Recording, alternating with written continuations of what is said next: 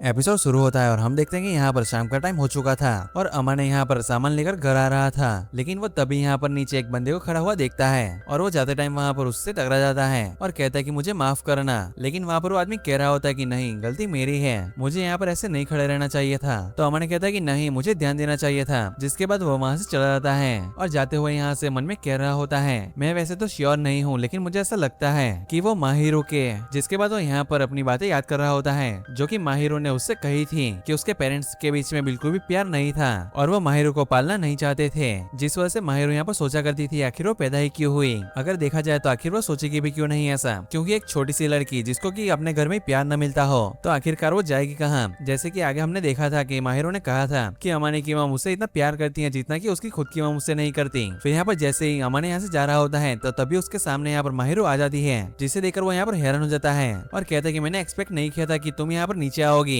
तो माहिरो कहते कि तुमने मुझे मैसेज किया था कि तुम आ रहे हो, तो मैं तुम्हारी हेल्प करने के लिए नीचे आ गई और तो और मैंने तुमसे काफी सारा सामान जो मंगवाया था। और फिर यहाँ पर अमन अपने मन में कह रहा होता है माहिरो के डैड के बारे में कि तो फिर वो यहाँ पर माहिरो से मिलने नहीं आए थे। फिर यहाँ पर माहिरो अमन को देखकर कह रही होती है, क्या हुआ, कुछ हुआ है तुम्हें, क्या तुम मुझसे कुछ छुपा रहे हो। और यहाँ पर ऐसे ही माहिरो को उसके ऊपर शक हो रहा था कि कहीं अमन ने उससे कुछ छुपा तो नहीं रहा। जिसके बाद यहाँ पर अमन ने उससे कह रहा होता है कि आखिर समझ नहीं आ रहा कि आखिर मैं तुमसे ये कैसे कहूँ। तो वो सीधा ही कहती है कि तुम्हें जो भी कहना है कह दो, लेकिन फिर भी अगर तुम उस बारे में बात नहीं करना चाहते तो रहने दो। जिसके बाद अमन से कहता है कि मैं अभी अभी आते समय एक आदमी से बाहर टकराया था, वो बिल्कुल हमारी बिल्डिंग के नीचे खड़ा था और ऊपर रूम्स की तरफ देख रहा था और उसकी बिल्कुल सेम तुम्हारी तरह आंखें थी। मेरा मतलब उसके बाल और आंखें बिल्कुल सेम तुम्हारी तरह थे और उसका चेहरा भी तुमसे मिलता था। जिसके बाद माहिरो कहती है तो फिर तुमने किसी को देखा और तुम्हें लगा कि वो मेरे फादर हैं। तो अमन कहता है कि लेकिन मैं श्योर नहीं हूँ। जिसके बाद माहिरो से कह रही होती कि वो मेरे फादर बिल्कुल नहीं हो सकते, उन्होंने कभी भी आज तक मुझ में कोई भी इंटरेस्ट नहीं दिखाया और कभी भी उन्होंने मेरे साथ वक्त गुजारने की कोशिश भी नहीं की।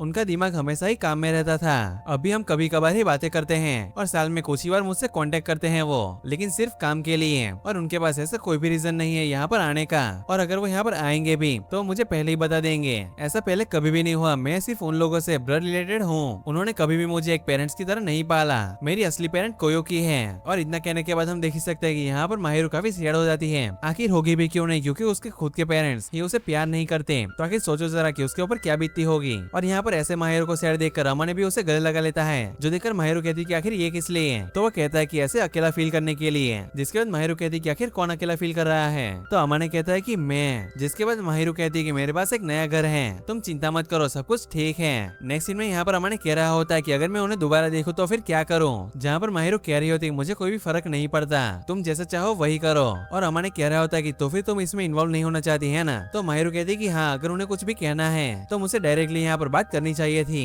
या फिर मुझे ईमेल करना चाहिए। क्या तुम्हें ये अजीब नहीं लगा कि वो ऐसे मुझ पर नजर रख रहे हैं। वैसे भी मुझे कोई फर्क नहीं पड़ता, आखिर वो जो भी करें, जब तक कि वो मुझसे डायरेक्टली आकर नहीं मिलते। और फिर यहाँ पर अमन उसे गोद में लेकर कह रहा होता है मुझे पता है कि मुझे ऐसा नहीं कहना चाहिए किसी और की फैमिली के बारे में, लेकिन मुझे लगता है कि हमें वो करना चाहिए जो कि तुम्हें सही लगता है और तुम्हारा जो भी डिसीजन होगा वो मुझे मंजूर है। फिर नेक्स्ट सीन में हम देखते हैं यहाँ पर अमन इत्सुकी के साथ होता है और उसे कह रहा होता है कि कोई ऐसी चीज है जो कि मुझे परेशान कर रही है। तो इत्सुकी उसे कह रहा होता है कि तुम्हारा बड़ा भाई हर चीज सुनने के लिए तैयार है, तो फिर चलो बताना शुरू करो। जिस पर अमन कहता है कि अगर तुम्हें याद ना हो तो मैं बता दूं, तुम छोटे हो मुझसे। जिस पर वो कहता है कि आखिर इसमें क्या हुआ, चलो बताओ। फिर अमन यहाँ पर कह रहा होता है कि कोई ऐसा जिससे कि तुमने सारे कनेक्शन तोड़ दिए हो, वो अचानक से ही तुम्हारी लाइफ में वापस आने का ट्राई करें, तो फिर आखिर तुम्हें क्या लगता है कि उसका क्या इरादा होगा। जिस पर इत्सुकी कहता है क्या ये तुम्हारे बारे में है, लेकिन अमन कहता है कि मैं इस पर कुछ भी बोलना नहीं चाहता। और इत्सुकी कहता है कि मुझे नहीं पता, लेकिन मैं समझ सकता हूँ कि आखिर तुम क्या कह रहे हो। ये कहना काफी मुश्किल है ये जाने बिना कि आखिर उनके बीच क्या हुआ। एक पॉसिबिलिटी ये भी हो सकती है कि उस इंसान के पास काफी जरूरी इंफॉर्मेशन होगी उसे बताने के लिए, जो कि वो उसे फेस टू फेस बताना चाहता हो।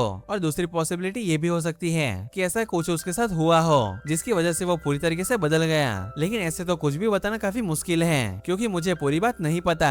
जिस पर अमन भी कहते कि हाँ तुमने सही कहा। और फिर इत्सुकी कह रहा होता है लेकिन अगर तुम उससे प्यार करते हो तो उसके लिए पूरी जान लगा दो ताकि तुम उसकी पूरी तरीके से मदद कर सको। और अमन यहाँ पर देखकर काफी शौक होता है और कह रहा होता है कि आखिर इसे कैसे पता चला कि ये माहिरो की बात थी। और इत्सुकी कह रहा होता है कि तुम्हें समझना काफी आसान है और अगर ये बात तुम्हारे बारे में होती तो तुम मुझे सीधा ही बता देते। फिर अब यहाँ पर अमन एक घर जाते वक्त किसी चीज के बारे में सोच रहा होता है, लेकिन जब वो यहाँ पर घर पहुँचता है तो वहाँ पर देखता है कि वहाँ पर एक असाही सीना के नाम से लेटर रखा हुआ है। फिर नेक्स्ट सीन में यहाँ पर माहिरो उसके पास आकर कह रही होती है तुम काफी अजीब सा बिहेव कर रहे हो जब से तुम वापस आए हो, आखिर तुम्हें क्या हुआ। तो अमन उसे बता देता है कि एक लेटर आया है असाही सीना के नाम से और माहिरो कहती है कि ये उसके फादर का ही है और वो कह रही होती है कि तुम पढ़ लो, मैं यहाँ से चली जाती हूँ। लेकिन अमन यहाँ पर उसे अपने साथ रुकने के लिए कहता है और हम देख ही सकते हैं कि यहाँ से वो इसी वजह से जाना चाहती थी क्योंकि उसे नहीं जानना होता कि आखिर उसके डैड ने लेटर में क्या लिखा है। लेकिन फिर भी यहाँ पर अमन ने सारी चीजों को ठीक करना चाहता है, इसी वजह से वो यहाँ पर उसे रोक लेता है और फिर वो यहाँ पर लेटर में पढ़ता है। लेकिन उसके पढ़ने से पहले यहाँ पर माहिर कह रही होती है कि तुम्हारी मर्जी है कि तुम इसे बताना चाहते हो या फिर नहीं मुझे। और फिर यहाँ पर अमन ने उस लेटर को पढ़ता है और माहिर उससे कह रहा होता है कि उसके फादर यहाँ पर उससे मिलना चाहते हैं। तो वो उसे बताता है कि उसके फादर यहाँ पर अमन से मिलना चाहते हैं, जो सुनकर यहाँ पर माहिर थोड़ा सा शॉक होकर कह रही होती है। तो फिर वो अपनी बेटी से ही नहीं मिलना चाहते लेकिन उसके बॉयफ्रेंड से मिलना चाहते हैं। जिसके बाद अमन ने उसके सर के ऊपर हाथ रखता है और माहिर कह रही होती है कि सच में मुझे इससे कोई भी गुस्सा नहीं आ रहा, लेकिन मुझे ये चीज समझ नहीं आ रही कि आखिर वो ऐसा क्यों कर रहे हैं। और अमन ने कह रहा होता है कि ज्यादातर पेरेंट्स अपनी बेटी के बॉयफ्रेंड के बारे में जानना चाहते हैं, लेकिन माहिर कहती कि ऐसा मुझे नहीं लगता, वैसे भी उन्होंने इतने लंबे टाइम से मुझे अकेले ही छोड़ दिया था, तो फिर मुझे नहीं लगता कि उन्हें थोड़ी सी भी मेरी परवाह होगी। और ये सुनकर तो अमन से पूछ रहा होता है कि आखिर मैं अब क्या करूं। और माहिर कहती है कि तुम्हारी मर्जी है, आखिर तुम्हें जो भी करना हो, तुम चाहो तो उनसे मिल सकते हो या फिर मना भी कर सकते हो, जो कुछ भी करना है वो तुम्हारी मर्जी है। लेकिन नेक्स्ट सीन में हम देखते हैं कि यहाँ पर अमन ने माहिर के डैड से मिलने आ रखा होता है क्योंकि उसे यहाँ पर जानना था कि आखिर माहिर के डैड क्या करना चाहते हैं और वो यहाँ पर आखिर उससे क्यों मिलना चाहते हैं। और यहाँ पर अमन ने उसके फादर से मिलकर कह रहा होता है कि आपसे मिलकर काफी अच्छा लगा। और माहिर के डैड यहाँ पर कह रहे होते कि हम पहली बार नहीं मिल रहे, लेकिन ये पहली बार होगा कि हम दोनों बात कर रहे हैं एक दूसरे के बारे में जानते हुए। और अमन ने कहता है कि हाँ, माहिर ने थोड़ा बहुत आपके बारे में बताया मुझे। और यहाँ पर माहिर के डैड कह रहे होते कि मैंने कभी भी नहीं सोचा था कि तुम यहाँ पर मुझसे मिलने के लिए आओगे। और अमन यहाँ पर कह रहा होता कि मैं काफी क्यूरियस था कि आप आखिर मुझसे क्यों मिलना चाहते हैं, लेकिन मुझे लगता है कि आपको माहिर से बात करनी चाहिए, ना कि मुझसे। जो सुनकर वो कहते कि हाँ, तुम सही कह रहे हो, लेकिन मुझे नहीं लगता कि वो मुझसे मिलना चाहती होगी। और हाँ, तुम्हारे काफी सारे सवाल होंगे मुझसे, तो फिर शांति से बात करते हैं। अभी के लिए तुम जो भी ऑर्डर करना चाहते हो कर लो, उसके बाद यहाँ पर शांति से बात करते हैं हम। मुझे बिल्कुल भी अच्छा नहीं लग रहा कि तुम्हारे समर वेकेशन का आखिरी दिन ऐसे में तुम्हारा यहाँ पर टाइम वेस्ट कर रहा हूँ। और फिर यहाँ पर ये लोग अपने लिए खाना मंगवा लेते हैं और माहिर के डेट कह रहे होते हैं तुम मेरी बेटी को डेट कर रहे हो, तो फिर मैं तुमसे जानना चाहता हूँ कि आखिर वो कैसी है। जिस पर अमा ने उससे कुछ ज्यादा नहीं कह रहा होता और कहता है कि वो ठीक है, और अपने मन में कह रहा होता है कि आखिर मैं ये चीज को कैसे हैंडल करूँ। अगर ये माहिर की मदर के जितने रूड होते तो मैं इन्हें एग्रेसिवली हैंडल करता, लेकिन फिर वो यही सारी चीजों को सोचते हुए कह रहा होता है कि मैं कुछ कहना चाहता हूँ। अब माहिर से फिर से कनेक्ट होने के लिए क्यों ट्राई कर रहे हो, और वो भी इतना समय माहिर को अकेले छोड़ने के बाद। जो सुनकर वो कहते हैं कि तुम सच में मेरी बेटी की परवाह करते हो। ऐसा बिल्कुल भी नहीं है कि मैं उसे वापस घर ले जाना चाहता हूँ, मैं उसकी करंट लाइफ में बिल्कुल भी दखल देना नहीं चाहता। जो सुनकर अम्मा ने कहता है कि आखिर तो फिर यहाँ पर आप उससे फिर से कनेक्ट होना क्यों चाहते हो। और माहिर के डैड कहते हैं कि मैं बस उससे एक बार देखना चाहता था कि वो आखिर कैसी है। और अम्मा ने कहता है कि तो फिर आपने उसे छोड़ा ही क्यों। तो वो कहते हैं कि तुम सही कह रहे हो, इस पॉइंट पर मुझे उसका पेरेंट कहने का कोई भी हक नहीं है। और फिर अम्मा ने कहते हैं कि आपको पता तो है ना कि आखिर आपने क्या किया है। तो वो कहते हैं कि हाँ, मेरी वाइफ और मैंने कभी भी उसके साथ पेरेंट्स की तरह बिहेव नहीं किया। इसमें यहाँ पर कोई भी हैरानी की बात नहीं है कि वो वहाँ पर से हमेशा ही निकलना चाहती थी। और अम्मा ने यहाँ पर अपने मन में ही कह रहा होता है कि आपने वापस आने में इतना टाइम क्यों लगा दिया। और फिर कहता है अगर मैं बर्डन हूँ तो फिर मैं पैदा ही क्यों हुई। आपको पता है ऐसा किसने कहा? ये मुझसे माहिर ने कहा था, और आपकी वजह से वो ऐसा सोचने लगी। और आपको सच में ये चीज का रिग्रेट है तो आपको ऐसा करना ही नहीं चाहिए था, जिस वजह से माहिर यहाँ पर इतना हर्ट भी नहीं होती कभी। और माहिर के डैड कह रहे होते हैं कि मैं इसमें कुछ भी नहीं कह सकता, क्या तुम और कुछ पूछना चाहते हो। और अम्मा ने को यहाँ पर काफी गुस्सा आ रहा होता है, लेकिन कहता है कि कुछ भी नहीं, मुझे आपसे और कुछ भी नहीं पूछना। जिसके बाद माहिर के डैड कह रहे होते हैं तो फिर क्या मैं तुमसे एक और चीज पूछ सकता हूँ। और अम्मा ने कहता है कि हाँ बोलिए। तो पूछते हैं क्या मेरी बेटी खुश है। और अम्मा ने कहता है कि ये चीज आपको खुद ही उससे पूछनी चाहिए, लेकिन मैं उसे हमेशा ही खुश रखना चाहता हूँ, और मैं ये चीज के ऊपर काफी कॉन्फिडेंट हूँ कि मैं ये चीज को कर सकता हूँ, और हाँ, मैं ये चीज को करूंगा भी। और माहिर के डैड कहते हैं कि ये सुनकर मुझे काफी आराम मिला, लेकिन वैसे मुझे ये चीज को कहने का कोई भी हक नहीं, फिर भी मेरी बेटी का ध्यान रखना। और अम्मा ने कहते हैं कि मैं उसे खुश रखूंगा चाहे आप जो भी बोलो। तो वो कहते हैं कि थैंक यू। फिर नेक्स्ट सीन में हम देखते हैं यहाँ पर अम्मा ने वापस घर पहुंचता है और माहिर को ऐसा चीजें बता रहा होता है कि वो उसके डैड से मिला, और कहता है क्या तुम जानना चाहती हो कि उनसे मेरी क्या बात हुई। लेकिन माहिर उसे सीधा ही मना कर देती है, लेकिन अम्मा ने उससे कहता है कि वो तुम्हारी लाइफ में बिल्कुल भी दखल नहीं देंगे, मैं इसको लेकर बिल्कुल श्योर हूँ, वो बस यहाँ पर तुम्हें देखने के लिए आए थे। और माहिर कहती कि वो इस चीज के लिए काफी लेट हो चुके हैं। और अम्मा ने कहता है कि मुझे लगता है कि वो ऐसे इंसान नहीं जिन्हें की तुम्हारी बिल्कुल भी परवाह न हो। माहिर कहते हैं कि सच बताओ तो मुझे ये नहीं पता कि पेरेंट्स होना क्या होता है और वो कैसा लगता है, क्योंकि उन दोनों ने ही कभी भी मेरे ऊपर ध्यान ही नहीं दिया, चाहे मैंने जितना भी अच्छे से बिहेव किया हो, उन्होंने कभी भी मुझे नोटिस नहीं किया। और इसी वजह से मैंने भी उनसे बात करने के बारे में सोचना बंद कर दिया और उन लोगों से कुछ भी एक्सपेक्ट करना बंद कर दिया। और अगर वो शायद पहले आ जाते तो शायद मैं भी, लेकिन तभी यहाँ पर अम्मा ने उसे हक कर लेता है और उसे कह रहा होता है कि आखिर तुम क्या करना चाहती हो।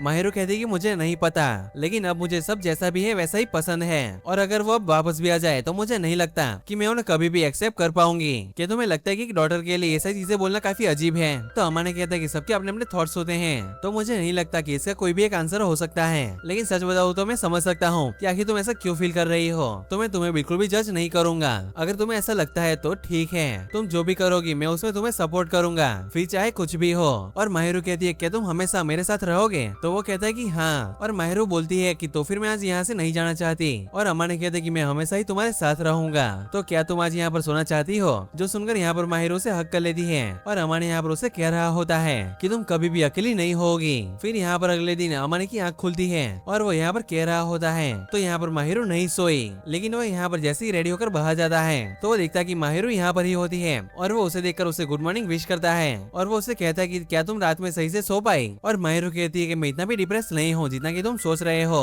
सच में मैं ठीक हूँ। और फिर यहाँ पर जाते वक्त माहिरू कह रही होती है क्या तुम कुछ बोल रहे हो? तो वो कहता है नहीं तो। जिस पर माहिरू कहती है क्या तुम श्योर हो? तो वो कहता है कि आखिर तुम बार बार क्यों पूछ रही हो? जिसके बाद वो उसे यहाँ पर टाई दिखाती है और उसे पहना देती है, जिसके बाद अमाने यहाँ पर हंसने लगता है, जिसे देखकर माहिरू कहती है क्या इसमें कुछ फनी था? तो वो कहता है कि नहीं, मैं बस ये चीज सोच रहा था कि मैं कितना लकी हूँ। और माहिरू कहती है ये काफी अच्छी बात है, लेकिन कभी कभी तुम काफी चीजें भूल जाते हो। और अमाने कहता है कि जब भी तुम पास होती हो तो ऐसा हो जाता है। जिसके बाद यहाँ पर माहिरू कह रही होती है कि आखिर मैं तुम्हारा क्या करूँ? और फिर ये दोनों ही यहाँ पर एक दूसरे का हाथ पकड़ते हैं और कहते हैं कि चलो चलते हैं। और इसी के साथ ये एपिसोड यहीं पर ही खत्म हो जाता है। सो गाइस, इस एपिसोड में हमने देखा ये पूरा ही एपिसोड यहाँ पर माहिरू के ऊपर फोकस था और हमें पता चला कि उसके डैडी यहाँ पर उसके बारे में क्या सोचते हैं। लेकिन अब यहाँ पर सारी चीजें ठीक करने के लिए काफी देर हो चुकी है, जिस वजह से यहाँ पर माहिरू भी यहाँ पर सारी चीजों को ठीक करने के लिए मना कर देती है कि अगर वो आज भी वापस आ जाए तो वो अभी भी उन्हें एक्सेप्ट नहीं कर पाएगी। और जैसी अभी चीजें चल रही हैं वो उसके लिए काफी ठीक है और वो इन सारी चीजों के बीच भी अपने पेरेंट्स को नहीं लाना चाहती। सो गाइस, आप कमेंट सेक्शन में बताना कि आपको ये एपिसोड कैसा लगा और अगर इसका नेक्स्ट एपिसोड चाहिए तो नेक्स्ट पार्ट ऐसा कमेंट कर देना। और मैं मिलता हूँ आपको एक ऐसी अमेजिंग वीडियो में, तब तक के लिए गुड बाय।